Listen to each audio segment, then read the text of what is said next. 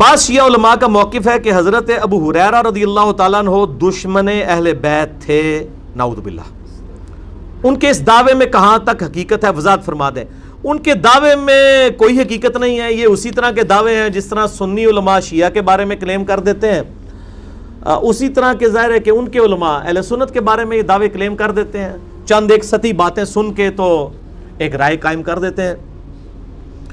میرا پچھلی دفعہ ایک کلپ بھی یوٹیوب کے اوپر چڑھا ہے، ابو ہریرہ رضی اللہ تعالیٰ عنہ سے زیادہ احادیث کیوں ہیں، اس کے حوالے سے میں نے کچھ ٹیکنیکل ڈسکشن کی ہیں، اور جس میں اہل تشیع کی طرف سے اعتراض تھا کہ مولا علی سے اتنی حدیثیں نہیں ہیں تو حضرت ابو ہریرہ سے کیوں ہیں۔ آج میں اس ڈیٹیل میں نہیں جاؤں گا، میں اسی ٹاپک کو ڈسکس کرتا ہوں کہ سیدنا ابو ہریرہ رضی اللہ تعالیٰ عنہ سے بڑھ کر کوئی محب اہل بیت ہے ہی نہیں تھا۔ میں اس کو ٹیکنیکلی پروف کروں گا اہل سنت کی کتابوں سے، فی البدی جتنی مجھے باتیں یاد ہیں، ظاہر ہے میں نے کوئی لکھی ہوئی چیز تو نہیں ہوتی ہے، جو میرے دماغ میں آئے گی میں انشاءاللہ اس کو ڈسکس کروں گا۔ پہلے تو میں سیدنا ابو ہریرہ کے حوالے سے ایک کلیریفیکیشن دے دوں کہ یہ بات ٹھیک ہے کہ سیدنا عمر رضی اللہ تعالیٰ عنہ نے اپنے مبارک دور میں ان پہ احادیث بیان کرنے کے اعتبار سے سختی کی ہوئی تھی، اور اس کے پیچھے یہ ریزن نہیں تھی کہ وہ حدیثیں گھڑتے تھے، نعوذ باللہ، بلکہ یہ تھی کہ سیدنا عمر کا موقف یہ تھا کہ لوگوں کو قرآن کی طرف بلایا جائے، حدیثوں کو سیکنڈ پرائورٹی پہ رکھا جائے، جو میرا آج بھی موقف ہے۔ میں تو کہتا ہوں درس قرآن ہی ہونا چاہیے، ہمارا کبھی درس حدیث نہیں ہوا، درس قرآن ہوتا ہے، اس کے ذیل میں آپ حدیثیں بیان کریں، کیونکہ ہماری ٹیکسٹ بک تو قرآن ہے، حدیث تو ذیل میں بیان ہوگی۔ وَأُوحِيَ إِلَيَّ هَذَا الْقُرْآنُ لِأُنذِرَكُم بِهِ وَمَن بَلَغَ، اے نبی علیہ السلام فرما دیجئے قرآن مجھے اس لیے وحی کیا گیا، اس کے ذریعے میں تمہیں بھی تبلیغ کر دوں، جس تک یہ قرآن پہنچ جائے وہ بھی اسی کے ذریعے تبلیغ کرے۔ سورۃ الانعام آیت نمبر 19 ہے یہ۔ تو سیدنا ابو ہریرہ پہ اس حوالے سے سیدنا عمر گرفت کرتے تھے، اور اس کو نیگیٹو سائڈ کے اوپر نہیں لے کے جانا چاہیے۔ دوسرا، سیدنا ابو ہریرہ رضی اللہ تعالیٰ کے بارے میں صحیح مسلم میں حدیث موجود ہے کہ ابو ہریرہ کہتے ہیں کہ میرے بارے میں اور میری والدہ کے بارے میں نبی علیہ السلام نے دعا کی تھی کہ اے اللہ جتنے مومن ہیں وہ ابو ہریرہ اور اس کی ماں سے محبت رکھیں، اور مومنین کی محبت ابو ہریرہ اور ان کی ماں کے دل میں داخل کر دیں۔ ابو ہریرہ کی جو والدہ تھی نبی علیہ السلام کو گالیاں دیتی تھی، کافرہ تھی، حضرت ابو ہریرہ بار بار شکایت کرتے تھے۔ یہ صحیح مسلم میں حضرت ابو ہریرہ والے چیپٹر میں پوری حدیث موجود ہے۔ ایک دن کا یا رسول اللہ بس صبر کا پیمانہ لبریز ہو چکا، مجھ سے اب برداشت نہیں ہوتا، آپ دعا کر دیجئے۔ نبی علیہ السلام نے دعا کے لیے ہاتھ اٹھائے، حضرت ابو ہریرہ کہتے ہیں میں نے وہاں سے دڑکی لگا دی، میں نے کہا دیکھتا ہوں کہ دعا کتنی جلدی قبول ہوتی ہے۔ کہتے ہیں گھر پہنچا تو دروازہ بند، دروازہ کھٹکھٹایا تو اماں نے کہا باہر ہی رہ، میں غسل کر رہی ہوں۔ غسل کر کے باہر آئی، مجھے لے جاؤ نبی علیہ السلام کے پاس، کلمہ پڑھ لیا، اور وہاں نبی علیہ السلام نے دعا کیا اللہ ابو ہریرہ اور ان کی ماں کی محبت تمام مومنین کے دلوں میں ڈال، اور مومنین کی محبت ان دونوں کے دلوں میں ڈال۔ جیسا کہ صحیح مسلم میں حدیث ہے کتاب الایمان میں 240 نمبر کہ علی سے محبت نہیں رکھے گا مگر مومن، اور علی سے بغض نہیں رکھے گا مگر منافق۔ تو مولا علی کے بارے میں بھی حدیث موجود ہے، وہ ذرا زیادہ ایلیبریٹ ہے، اس میں بغض والا ذکر بھی ہے، اس میں صرف محبت کا ذکر ہے۔ تو اس لیے سیدنا ابو ہریرہ رضی اللہ تعالیٰ کے اوپر جتنے حملے منکرین حدیث کرتے ہیں یا رافضیوں کی طرف سے ہوتے ہیں، ان کو میں یعنی دعوت اصلاح دوں گا کہ وہ اپنے ایمان کی فکر اس حوالے سے کریں۔ باقی یہ بالکل جھوٹا الزام ہے کہ سیدنا ابو ہریرہ جو ہے وہ بغض اہل بیت رکھنے والے تھے۔ اہل بیت کی شان میں جتنی کرٹیکل حدیثیں ہیں وہ حضرت ابو ہریرہ سے ہیں رضی اللہ تعالیٰ عنہ۔ مثلاً صحیح مسلم میں ایک حدیث ہے حضرت علی کے فضائل والے چیپٹر میں، یہ میرا جو ریسرچ پیپر ہے اس کے اندر یہ ساری حدیثیں آلموسٹ آپ کو مل جائیں گی۔ یہ چلیں بائی چانس میری ٹیبل پہ پڑا بھی ہوا ہے، اب میں نمبر تو اس میں بتاؤں گا تو ٹائم زیادہ لگ جائے گا، بہرحال یہ ریسرچ پیپر ان کو دکھا دیں فرحان صاحب۔ یہ میرا ریسرچ پیپر ہے، عربی میں بھی، اردو میں بھی، انگلش میں بھی، ہندی میں بھی، ہماری ویب سائٹ اہلسنتپاک.com پہ واقعہ کربلا کا حقیقی پس منظر 72 صحیح الاسناد احادیث کی روشنی میں، جس میں اہل سنت کی مین سٹریم کی کتابیں بخاری، مسلم، ابو داؤد، ترمذی، نسائی، ابن ماجہ اور باقی کتابوں سے، اور مور دین 70% احادیث بخاری اور مسلم سے ہیں۔ کل 200 روایتیں میں نے واقعہ کربلا کے حوالے سے جمع کی ہیں۔ اس میں جو مولا علی علیہ السلام کی شان میں جو میں نے ایک چیپٹر باندھا ہے وہ میں آپ کو حدیث کا نمبر اب بتا ہی دیتا ہوں، بائی چانس میں نے کھول ہی لیا ہے۔ ہاں یہ حدیث جو ہے وہ صحیح بخاری کے اندر موجود ہے 3701، اور مسلم شریف کا جو طریق ہے نا، 2 طرق ہیں، 6222 اور 6223، یعنی 6222 اور 6223۔ یہ حضرت ابو ہریرہ سے ہے، اتنی کریٹیکل حدیث مولا علی کی شان میں۔ حضرت ابو ہریرہ رضی اللہ تعالیٰ عنہ کہتے ہیں کہ نبی علیہ السلام نے غزوہ خیبر کے دن ارشاد فرمایا، آج میں اس شخص کے ہاتھ میں جھنڈا دوں گا جو اللہ اور اس کے رسول سے محبت کرتا ہے اور اللہ اور اس کا رسول اس سے محبت کرتے ہیں۔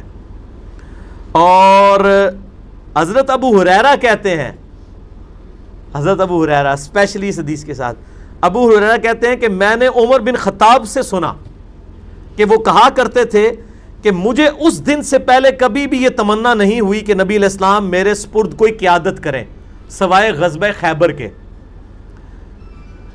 ساری رات میں اس امید میں گزاری کہ نبی علیہ السلام مجھے وہ جھنڈا دیں، لیکن نبی علیہ السلام نے علی کو بلوایا اور انہیں جھنڈا دیا اور پھر روانہ کر کے ان کے لیے دعا فرمائی۔ تو یہ حضرت ابو ہریرہ نے حضرت عمر کا قول نقل کیا ہے کہ حضرت علی پر رشک کرتے تھے حضرت عمر، اور کون نقل کر رہا ہے؟ حضرت ابو ہریرہ۔ تو بغض اہل بیت کیسے ہو سکتا ہے؟ اہل سنت کے ہاں ایک وہ جعلی روایت تاریخ کی کتابوں میں ہے کہ حضرت ابو بکر کی نیکیوں پہ حضرت عمر رشک کرتے تھے، وہ جھوٹی روایت ہے۔ شیخ البانی، شیخ زبیر علی زئی صاحب دونوں کہتے ہیں یہ گھڑی ہوئی روایت ہے، اور ہماری کسی مین سٹریم کی کتاب میں نہیں، تاریخ بغداد میں ہے، مشکات میں بھی تحکیم تیسری جلد کے اندر شیخ زبیر صاحب نے بھی کی ہوئی ہے۔ جعلی روایت پبلک کے اندر مشہور ہے، اور کئی میں نے اہل سنت کے بڑے بڑے علماء کو، بریلوی، دیوبندی، اہل حدیث، تینوں گروہوں کے علماء کو حدیث بیان کرتے ہوئے سنا ہے، لیکن یہ حدیث میں نے آج تک کسی کو بیان کرتے ہوئے نہیں سنی۔ میرے بعد کسی نے بیان کر دی جو مسلم شریف میں ہے کہ حضرت عمر کہتے ہیں مجھے علی پر رشک ہوگا، اور ابو بکر پہ رشک والی کہ جی وہ ایک رات کی نیکیاں لے لے اور وہ مجھے غار ثور کی نیکیاں، ایک رات کی نیکی دے کے پوری زندگی کی نیکیاں لے لے، جھوٹی روایت وہ مشہور کی ہوئی ہے۔ تو حضرت ابو ہریرہ میں کوئی بغض اہل بیت نہیں تھا۔ اچھا، اسی طریقے سے وہ مسند احمد میں ایک حدیث ہے کہ نبی علیہ السلام نماز پڑھ رہے تھے تو سیدنا حسن و حسین جو ہے نبی علیہ السلام کے کندھے پہ سوار ہو گئے، اور آپ علیہ السلام نے سجدہ لمبا کر دیا۔ یہ حدیث جو ہے یہ حضرت ابو ہریرہ راوی ہیں اس حدیث کے۔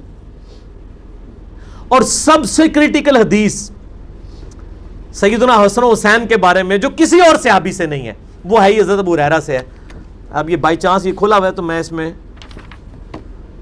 ہاں یہ دیکھیں کرامت ہے، مل گئی ہے۔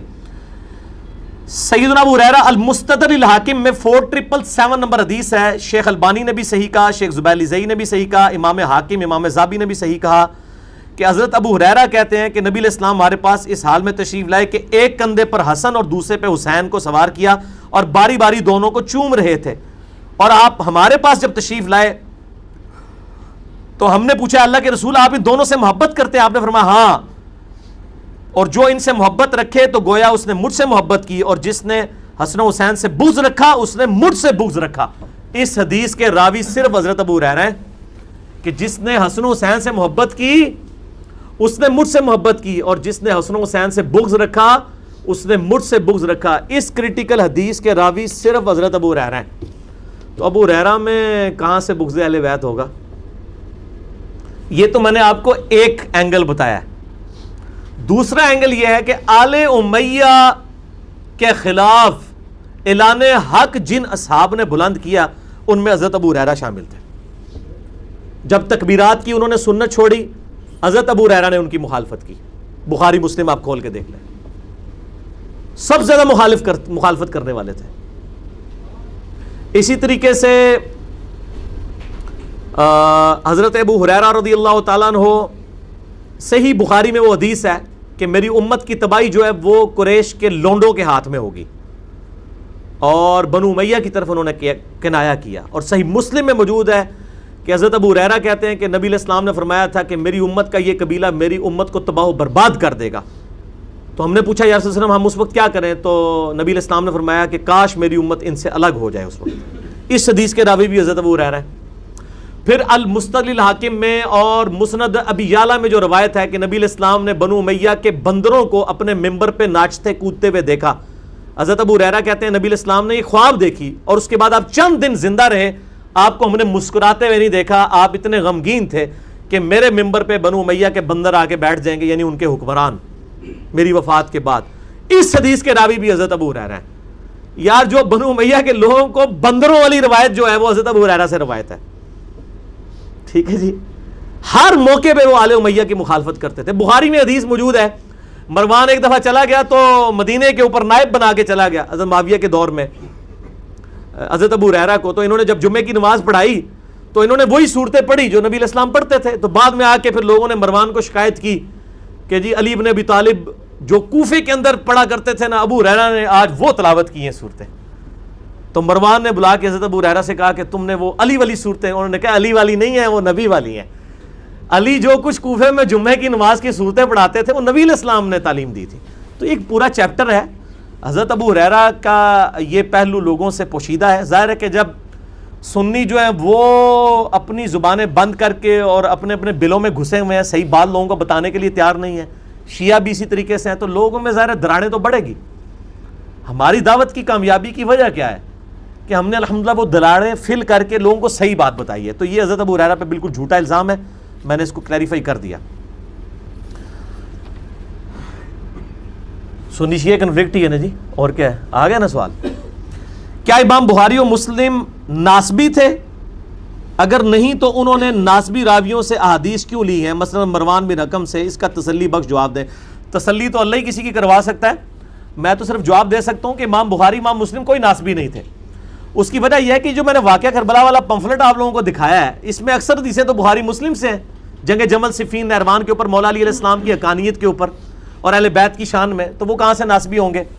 پھر ان اماموں نے مولا علی علیہ السلام کے ساتھ علیہ السلام لکھا ہے. امام بخاری نے انٹرنیشنل نمبر کے مطابق 6318 نمبر حدیث میں سیدنا علی اور فاطمہ کے ساتھ علیہ السلام لکھا ہے. امام بخاری نے 3748 3748 نمبر حدیث میں امام حسین علیہ السلام لکھا ہے. امام بخاری نے 6318 میں فاطمہ اور علی کے ساتھ علیہ السلام لکھا ہے. اور سیدنا حسین علیہ السلام کے چیپٹر میں امام بخاری حدیث لے کے آئے کہ حضرت ابو بکر کہتے ہیں کہ نبی علیہ السلام کی محبت کو اہل بیت کی محبت میں تلاش کرو. یہ امام بخاری حدیث لے کے آئے ہیں. بخاری اور مسلم حضرت علی کے فضائل کے چیپٹر میں پہلی حدیث یہی لے کے آئے ہیں کہ علی کی میرے ساتھ وہی نسبت ہے جو ہارون کی موسیٰ کے ساتھ تھی, مگر میرے بعد کوئی نبی نہیں.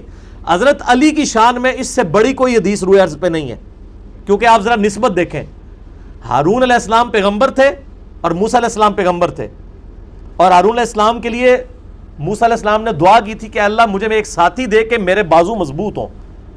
موسیٰ علیہ السلام کے سب سے قریبی ساتھی کون تھا؟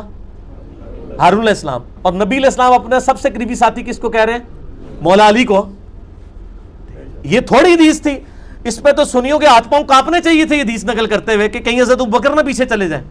لیکن حضرت امام بخاری اور امام مسلم نے یہ نہیں سوچا کہ ابو بکر عمر پیچھے چلے جائیں گے اس حدیث کی وجہ سے. حضرت علی کے چیپٹر میں پہلی حدیث یہی لے کے آئے کہ علی کی میرے ساتھ وہی نسبت ہے جو موسیٰ کی, ہارون کی موسیٰ کے ساتھ, میرے ساتھ علی کی وہی نسبت ہے, مگر میرے بعد کوئی نبی نہیں ہے. کوئی یہ نہ ہو کہ ان کے لیے نبوت کلیم کر دے. اگر امام بخاری اور امام مسلم ناسبی ہوتے تو یہ روایتیں لے کے آتے, علیہ السلام لکھتے. غدیر خم کی حدیث امام مسلم 4 طرق لے کے آئے ہیں, 6225 سے لے کے 6225 سے 6228 تک. غدیر خم پہ میرا پورا کلپ موجود ہے, اور یہ واقعہ کربلا والے ریسرچ پیپر میں نے کئی چیزیں لکھی ہیں اس حوالے سے. ناسبی ہوتے تو یہ روایتیں, باقی ناسبیوں سے تو کیا, شیعہ راویوں سے بھی امام بخاری امام مسلم نے حدیثیں لی ہیں. 100 سے زیادہ راوی بخاری کے شیعہ ہیں, سکہ راوی ہیں, صدوق راوی ہیں, سچے ہیں, ان سے لی ہیں. ناسبیوں سے بھی جو روایتیں لی ہیں تو ان کی سچائی کی وجہ سے لی ہیں. یہ ان کا ایک عیب ہے نا. مروان بن حکم سے بھی جتنی روایتیں لی ہیں وہ مطابعت میں ہی لی ہیں, یعنی ایک ایبسولوٹلی کسی اور راوی سے لی ہے, اس کی اتباع کے اندر لے لی ہے. ورنہ اگر ناسبیت والا فتویٰ لگایا جائے تو صرف مروان تک تو نہیں جاتا.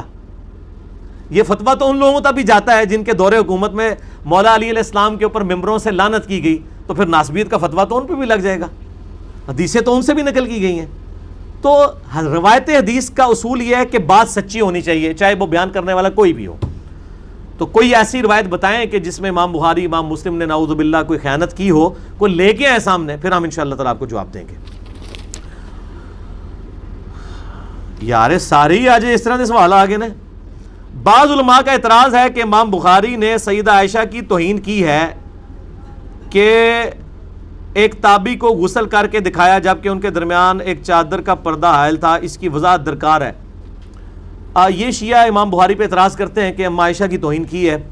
وہ ہوا اس طرح تھا, یہ بخاری مسلم دونوں میں حدیث ہے کہ کچھ اصحاب آئے جس میں سے سیدہ عائشہ کے محرم بھی تھے ایک اور نامحرم بھی تھے. سیدہ عائشہ سے وہ مسئلہ پوچھنے آئے غسل کے بارے میں.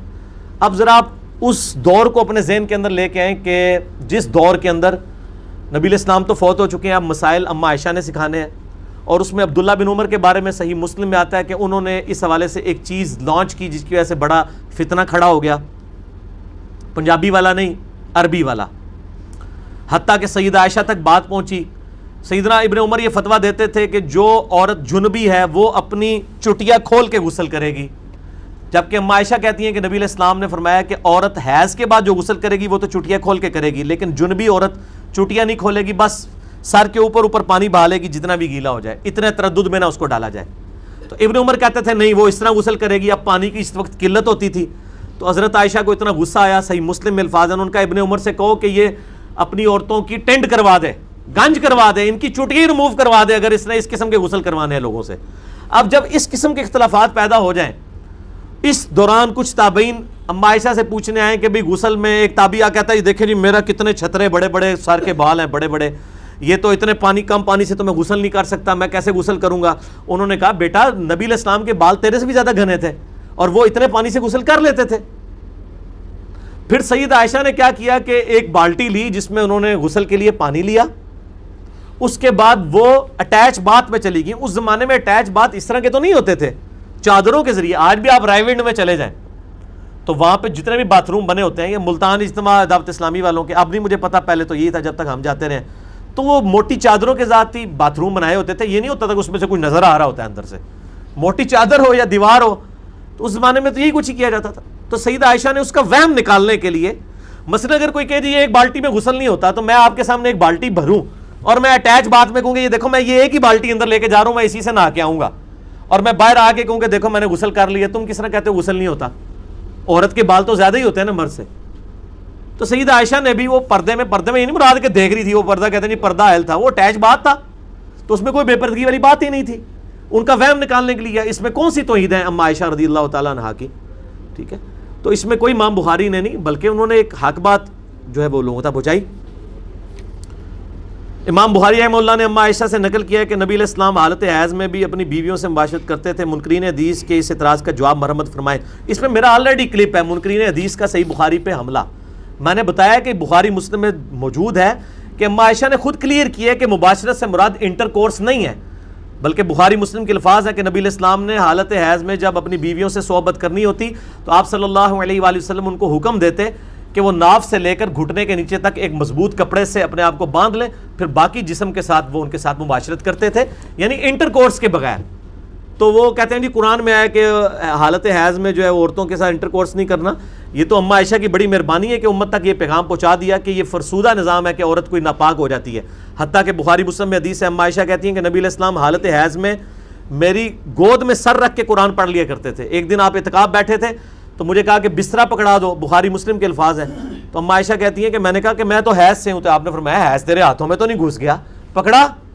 یہاں تو لوگ کہہ رہے ہوتے ہیں جی حیض والی عورت جو ہے وہ وضو نہ کرے تو وہ آٹا نہیں گوندھ سکتی، بچے کو دودھ نہیں پلا سکتی، پتہ نہیں کتنی قسم کی جھوٹی باتیں جو ہے نا وہ پبلک کے اندر مشہور کی ہوتی ہیں۔ یہ بالکل جھوٹ ہے جو الزامات لگائے گئے ہیں امام بخاری امام مسلم کے اوپر۔